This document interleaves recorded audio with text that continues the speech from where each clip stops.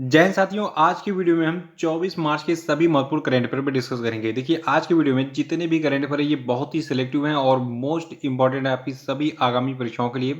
तो शुरू से लास्ट तक वीडियो में रहिए और इस वीडियो को पूरा देखने के बाद आप इसकी पीडीएफ फाइल भी डाउनलोड कर सकते हैं नीचे डिस्क्रिप्शन बॉक्स में और हमारे टेलीग्राम चैनल पे। दोनों जगहों पे आपको इस वीडियो की पीडीएफ मिल जाएगी। और देखिए, साथ में जो लोग हैं वो चैनल को सब्सक्राइब जरूर कर लेंगे, साथ में बेल आइकन प्रेस करके वीडियो को लाइक और शेयर भी कर देंगे। तो चलिए शुरू करते हैं आज के करंट अफेयर को। देखिए, आज का हमारा पहला और सबसे मोस्ट इम्पॉर्टेंट प्रश्न है कि बिहार दिवस कब मनाया जाता है। देखिए, बहुत सारे स्टूडेंट मेरे बिहार से जो है बिलोंग करते हैं और उनको नहीं पता होगा कि बिहार दिवस 22 मार्च को मनाया जाता है। देखिए, आज से याद कर लीजिए कि 22 मार्च को हर साल बिहार दिवस मनाया जाता है। और देखिए, जो आपका बिहार दिवस है ये 22 मार्च को ही क्यों मनाया जाता है, क्योंकि 22 मार्च 1912 को जो है जो बिहार राज्य है इसका गठन किया गया था और इसको बंगाल प्रेसिडेंसी से अलग करके जो है एक नया राज्य बनाया गया था 22 मार्च 1912 को। तो इसलिए 22 मार्च को बिहार दिवस मनाया जाता है। और देखिए, इस साल बिहार की स्थापना को 110 वर्ष पूरे हो गए हैं, यानी कि 110वीं वर्षगांठ इस साल मनाई गई है। देखिए, बिहार के बारे में अगर बात करें तो बहुत लंबा इतिहास है बिहार का, क्योंकि देखिए बिहार जो है बुद्ध की धरती है, महावीर की धरती है। नालंदा विश्वविद्यालय बिहार में है। बिहार में वो हर चीज़ है दुनिया की जो कहीं नहीं है, ठीक है। तो बिहार के बारे में जितनी बातें करें उतनी कम है। बिहार से जुड़ा एक और न्यूज़ है इस वीडियो में, वो आगे के प्रश्न में आपको मिलेगा। तो अभी याद रखिए कि बिहार जो है इसका स्थापना 22 मार्च 1912 को हुआ था। 22 मार्च को इसलिए इसका स्थापना दिवस मनाते हैं। देखिए, बिहार जो है यहाँ के वर्तमान में जो राज्यपाल हैं इनका नाम है फागू चौहान। बिहार की राजधानी पटना है, जो कि पहले पाटलिपुत्र के नाम से जानी जाती थी। और बिहार के जो मुख्यमंत्री हैं इनका नाम है नीतीश कुमार। अगला है कि हाल ही में कौन उत्तराखंड के 11वें मुख्यमंत्री बने। तो देखिए, उत्तराखंड के 11वें मुख्यमंत्री बने हैं पुष्कर सिंह धामी। और देखिए, पुष्कर सिंह धामी लगातार दूसरी बार मुख्यमंत्री चुने गए हैं उत्तराखंड के। लेकिन अभी हाल ही में जो विधानसभा चुनाव हुआ था, तो देखिए विधानसभा चुनाव में ये चुनाव हार गए थे, लेकिन इसके बावजूद भी इनको मुख्यमंत्री दोबारा बना दिया गया। और देखिए, अभी हाल ही में जो बिहार के राज्यपाल हैं लेफ्टिनेंट जनरल गुरमीत सिंह, इन्होंने भी हाल ही में इनको देहरादून के परेड ग्राउंड में इनको इनके पद और गोपनीयता की शपथ दिलाई। अब सवाल ये उठता है कि बिहार जो उत्तराखंड राज्य है, तो उत्तराखंड में विधानसभा सीटों की संख्या कितनी है। देखिए, उत्तराखंड में 70 सीटें हैं विधानसभा की और इसमें से 47 सीटें जीतकर जो है भारतीय जनता पार्टी भी हाल ही में विजयी हुई थी और इसने सरकार बना ली और दोबारा बहुमत हासिल कर लिया। और देखिए, जो पुष्कर सिंह धामी हैं, ठीक है, इनके बारे में खास बात यह है कि ये चुनाव कहाँ से हारे थे। देखिए, ये जो उत्तराखंड में खटीमा निर्वाचन क्षेत्र है, यहाँ से ये चुनाव लड़े थे लेकिन हार गए। अब देखते हैं इनको कहाँ से फिर से चुनाव लड़ा के जो है फिर से जो है सीट दिलाई जाएगी। तो उत्तराखंड के 11वें मुख्यमंत्री कौन बन गए हैं, पुष्कर सिंह धामी। और तीसरा कि मार्च 2022 में कौन सा देश दुनिया का सबसे गर्म देश बन गया। देखिए, ये प्रश्न आपको हर हालत में याद रखना पड़ेगा, क्योंकि बहुत ही यूनिक प्रश्न है। टेम्परेचर बढ़ रहा है, ग्लोबल वार्मिंग से संबंधित प्रश्न है, इसलिए इंपॉर्टेंट है। देखिए, मार्च 2022 महीना जो चल रहा है, तो मार्च 2022 में जो आपका कुवैत है ये दुनिया का सबसे गर्म देश बन गया है। देखिए, बिहार ही में कुवैत का तापमान 53.2 डिग्री सेल्सियस यानी कि लगभग 127.7 डिग्री फ़ारेनहाइट के गर्म तापमान पर पहुंच गया था, जिससे ये पृथ्वी पर सबसे गर्म स्थानों में से एक बन गया। यानी कि अब तक इतना टेम्परेचर कहीं का नहीं हुआ पूरी दुनिया में। देखिए, कुवैत के बारे में आपको दो चीज़ें बताऊंगा, आप बिल्कुल अपना सर पटकने लगेंगे। पहला ये, देखिए कुवैत में पिछले साल गर्मियों में इतनी भीषण गर्मी थी कि जो पक्षी हैं ये आसमान में ही मरकर गिर जा रहे थे। और देखिए, जो समुद्री घोड़ा होता है, आपने देखा होगा समुद्र में जो है हिप्पोकैम्पस उसको बोलते हैं, ठीक है। तो हिप्पोकैम्पस यानी कि जो समुद्री घोड़ा होता है, तो वहाँ का जो खाड़ी है, जो यानी कि समुद्र का किनारा है, वहाँ पर जो पानी है इतना ज़्यादा टेम्परेचर बढ़ गया था कि वो उबल गया था। उसमें हिप्पोकैम्पस मर मर के जो है वहाँ पे जो है एक तरीके से कहा जाए पानी के ऊपर तैर रहे थे। और देखिए, वहाँ की चट्टानें जो हैं वहाँ पे जो है चट्टानें छटक गई थी बिल्कुल। उनके सेल्स ऐसे खुले जैसे लग रहा था कि मतलब जो है इसको पानी में उबाला गया हो अभी। तो ऐसे बिल्कुल स्थिति थी। टेम्परेचर इतना ज़्यादा बढ़ गया कि वहाँ पे सभी जीव जंतु मरने लगे थे। बाकी अगर एसी लगा के वहाँ के लोग नहीं रहते तो फिर वो भी जो है टनाटन हो गए होते हैं। तो इतना ज़्यादा टेम्परेचर ग्लोबल वार्मिंग हो रहा है कहाँ पे, कुवैत में, ठीक है। और इसका सबसे बड़ा कारण है पेट्रोलियम उत्पादों का सबसे अधिक जो है यूज़ करना। यहाँ पे रेगिस्तान ही रेगिस्तान है, पेड़ पौधे तो बहुत कम हैं और उससे ज़्यादा जो है ये लोग मतलब कार्बन डाइऑक्साइड छोड़ दे रहे हैं। वहाँ पे CO2 एब्जॉर्ब करने का कोई साधन नहीं है, ठीक है। तो इसलिए मैं आपसे ये निवेदन करता हूँ कि आप लोग अपने आसपास इतने पेड़ लगा दीजिए कि आने वाले समय में जो है हमारी धरती बिल्कुल हरी भरी दिखे, कुवैत और अन्य देशों की तरह जो है मतलब टेम्परेचर वगैरह ना बढ़े। अगला है कि हाल ही में किस देश के पूर्व राष्ट्रपति शहाबुद्दीन अहमद का निधन हो गया। तो देखिए शहाबुद्दीन अहमद जो है ये बांग्लादेश के पूर्व राष्ट्रपति थे और ये 1996 से 2001 तक बांग्लादेश के राष्ट्रपति के रूप में इन्होंने कार्य किया था। अगला है कि IQ एयर 2021 विश्व वायु गुणवत्ता रिपोर्ट के अनुसार दुनिया की सबसे प्रदूषित राजधानी कौन है। तो देखिए IQ एयर 2021 विश्व वायु गुणवत्ता रिपोर्ट के अनुसार जो दुनिया की सबसे प्रदूषित राजधानी है इसका नाम है दिल्ली, ठीक है। और दिल्ली लगातार दूसरे साल जो है दुनिया की सबसे प्रदूषित राजधानी बनी हुई है। देखिए जो नई दिल्ली आपकी है, नई दिल्ली के बाद दूसरे नंबर पर दुनिया के सबसे प्रदूषित राजधानियों में बांग्लादेश की राजधानी ढाका है। तीसरे नंबर पर चाड का एन जमेना है और ताजिकिस्तान का जो आपका दुशांबे है इसके बाद इसका नंबर आता है। फिर उसके बाद ओमान का मस्कट शहर है और इसी क्रम और देखिए जो आपका भारत का भिवाड़ी शहर है, ठीक है, भिवाड़ी ये भारत का सबसे प्रदूषित शहर था। इसके बाद फिर गाजियाबाद, दिल्ली और जौनपुर, ठीक है। तो ये भारत के सबसे प्रदूषित शहरों में गिने गए। देखिए यहाँ पे हमने राजधानी की बात की है, दुनिया की सबसे प्रदूषित राजधानी दिल्ली, ठीक है। और भारत के शहरों में बात करें तो जो आपका भिवाड़ी है, उसके बाद फिर जो है गाजियाबाद है, फिर दिल्ली है, फिर जौनपुर है। जौनपुर जो है आपका उत्तर प्रदेश में है, बाकी सारे हरियाणा वाले हैं, दिल्ली है, ठीक है। अगला प्रश्न है कि वर्ल्ड एयर क्वालिटी रिपोर्ट के अनुसार विश्व का सबसे प्रदूषित देश कौन सा है। तो देखिए यहाँ पे देश की भी बात हो गई। देखिए विश्व का सबसे प्रदूषित देश आपका बांग्लादेश है, ऐसा बताया गया है वर्ल्ड एयर क्वालिटी रिपोर्ट में।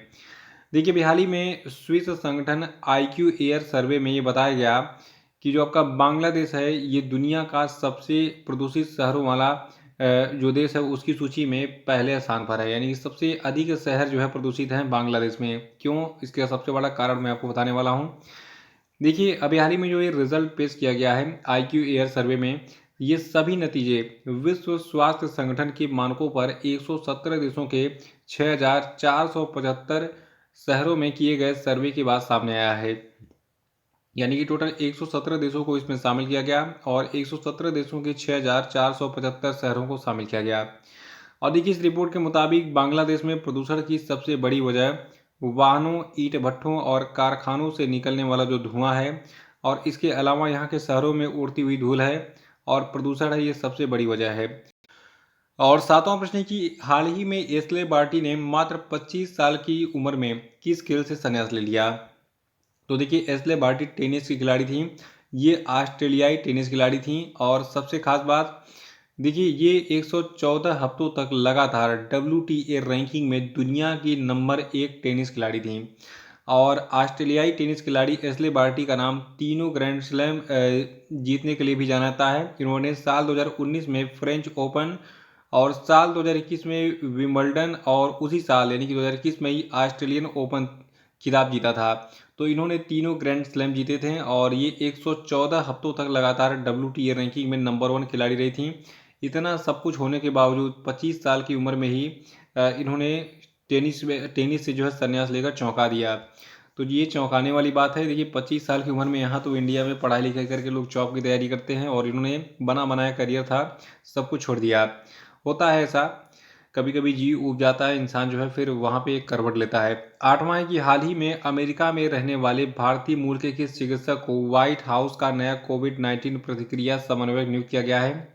तो देखिए ये व्यक्ति आपके आशीष झा हैं, याद रखिएगा। अमेरिका में रहने वाले भारतीय मूल के एक डॉक्टर हैं आशीष झा। इनको अभी हाल ही में जो अमेरिका के राष्ट्रपति का भवन होता है, ऑफिस होता है, उसको व्हाइट हाउस कहते हैं, तो उसका नया कोविड-19 प्रतिक्रिया समन्वयक अपॉइंट किया गया है। देखिए आशीष झा का जन्म हुआ था 1970 में बिहार में, ठीक है। तो ये बिहार के लाल हैं और इन्होंने देखिए इतना बड़ा काम कर दिया, बिहार का नाम रोशन कर दिया, पूरे भारत का नाम रोशन कर दिया विश्व में। देखिए आशीष झा अमेरिका में एक प्रमुख संक्रामक रोग विशेषज्ञ हैं और ये ब्राउन यूनिवर्सिटी के स्कूल ऑफ पब्लिक हेल्थ के डीन हैं और इन्होंने इबोला वायरस पर काम किया है। देखिए साल 2014 में जो पश्चिमी अफ्रीका है वहाँ पर जब इबोला बीमारी आई थी इबोला वायरस की, तो इस बीमारी के प्रकोप से निपटने हेतु एक पैनल के ये सह के रूप में इन्होंने कार्य किया था। और ये जो है बिहार में इनका जन्म हुआ था, याद रखिएगा इसको। और ये याद रखना है कि आशीष झा को हाल ही में व्हाइट हाउस का नया कोविड-19 प्रतिक्रिया समन्वयक अपॉइंट किया गया है। नवा प्रश्न है कि हाल ही में किस राज्य की विधानसभा में पेपरलेस कार्यप्रणाली को अपनाने हेतु नेशनल ई विद्या एप्लीकेशन कार्यक्रम शुरू किया गया? तो देखिए, नागालैंड में जो है अभी हाल ही में पेपरलेस कार्यप्रणाली को अपनाने के लिए नेशनल ई विद्या एप्लीकेशन कार्यक्रम को शुरू किया गया है। और देखिए, जो का नेशनल ई विद्या एप्लीकेशन कार्यक्रम है, ये एक प्रकार का एनआईसी क्लाउड आधारित कार्य प्रवाह प्रणाली है, जो कि जो सदन होगा वहाँ पे, यानी कि विधानसभा होगी, उसके अध्यक्ष के द्वारा सदन की कार्रवाई के सुचारू रूप से संचालन के साथ ही सदन के विधायी कार्य को कागज रहित पेपरलेस तरीके से संचालित करने में मदद करती है। नागालैंड की बात करें तो देखिए, नागालैंड का स्थापना 30 नवंबर 1963 को हुआ था। राजधानी इसकी कोहिमा है और यहाँ के मुख्यमंत्री नेफ्यू रियो जी हैं और पॉपुलेशन है 22.8 लाख। अगला कि केंद्र सरकार के अनुसार भगोड़े विजय माल्या, नीरव मोदी और मेहुल चौकसी की अब तक कितने करोड़ रुपए की संपत्ति जब्त की गई है? देखिए, इन तीनों का नाम जब भी आता है तो आपको याद आता होगा कि ये तीनों चोर जो है बैंक से पैसा लेकर, लोन लेकर जो है बैंक का पैसा नहीं चुकाएं और देश छोड़कर भाग गए थे। तो इन तीनों की लगभग अब तक 19,111.20 करोड़ रुपए की संपत्ति जो है अब तक तीनों की जब्त हो चुकी है। देखिए, अभी हाल ही में राज्यसभा में भारत के वित्त राज्य मंत्री पंकज चौधरी ने बताया कि इन तीनों व्यक्तियों ने मिलकर कुल बैंकों का कितना चूना लगाया? 22,585.83 करोड़ रुपए का। तो मतलब ये इतने का टोटल, मतलब टोटल ये अमाउंट है, इतने का नुकसान किया और इसकी रिकवरी तो अभी पूरी नहीं पाई है। अभी तक केवल 19,111.20 करोड़ रुपए की जो है एक तरीके से कहा जाए रिकवरी हो पाई है इन तीनों की संपत्तियां बेचकर। तो इसको याद रखेगा। और अब हम बात करेंगे आज के सभी क्वेश्चन अपडेट। देखिए, आज हम का पहला प्रश्न है कि तुर्कमेनिस्तान के नए राष्ट्रपति कौन बने, बताइए। दूसरा कि हाल ही में किस भारतीय अर्थशास्त्री को संयुक्त राष्ट्र के सलाहकार बोर्ड में शामिल किया गया है, बताइए। तीसरा कि हाल ही में भारतीय सेना और सेशल्स रक्षा बलों के बीच में संयुक्त सैन्य अभ्यास लामितीय 2022 का कौन सा संस्करण आयोजित किया गया था, बताइए। और अगला कि हाल ही में किस राज्य में डोल उत्सव या फिर डोल जात्रा उत्सव मनाया गया, बताइए। और पांचवा की प्रिज्गर पुरस्कार 2022 किसने जीता, बताइए। और अब हम बात करेंगे कल के पूछे गए सभी क्वेश्चन अपडेट के सही उत्तरों की। का पहला प्रश्न था कि sport man of the year 2022 का पुरस्कार किसने जीता है, तो इसको नीरज चोपड़ा ने जीता है। दूसरा था कि हाल ही में स्पोर्ट स्टार और द हिंदू ग्रुप ने ताज महल पैलेस होटल में 2022 स्पोर्ट स्टार एसेस अवार्ड में किस कॉफी टेबल बुक का विमोचन किया था, तो ये बुक थी रोड टू 1000। और देखिए, तीसरा था कि हाल ही में केंद्रीय रिजर्व पुलिस बल ने किस तिथि को अपना 83वां स्थापना दिवस मनाया था, तो ये तिथि थी 19 मार्च। और चौथा था कि हाल ही में हरियाणा के किस जिले में विश्व प्रसिद्ध सूरज कुंड अंतर्राष्ट्रीय शिल्प मेले का 35वां संस्करण आयोजित किया गया था, तो देखिए ये प्लेस आपका फरीदाबाद है। पांचवा था कि हाल ही में पंकज आडवाणी ने किसको हराकर 19वीं एशियाई 100 अप बिलियर्ड्स चैंपियनशिप 2022 में अपना 8वां खिताब जीता, तो देखिए इनका नाम है ध्रुव सीतवाला। और इसी के साथ ये वीडियो समाप्त होता है और आपसे निवेदन है कि चैनल को अधिक से अधिक सब्सक्राइब कीजिए और सब्सक्राइब करवाइए ताकि बच्चों की संख्या बढ़े, और इसको लाइक और शेयर भी कर लिया कीजिए। और डिस्क्रिप्शन बॉक्स में जितने भी हमारे सोशल मीडिया के लिंक दिए गए हैं वहाँ पे क्लिक करके जो है आप उसको डाउनलोड मतलब ज्वाइन कर लीजिए। तो इसी के साथ जय हिंद, जय भारत।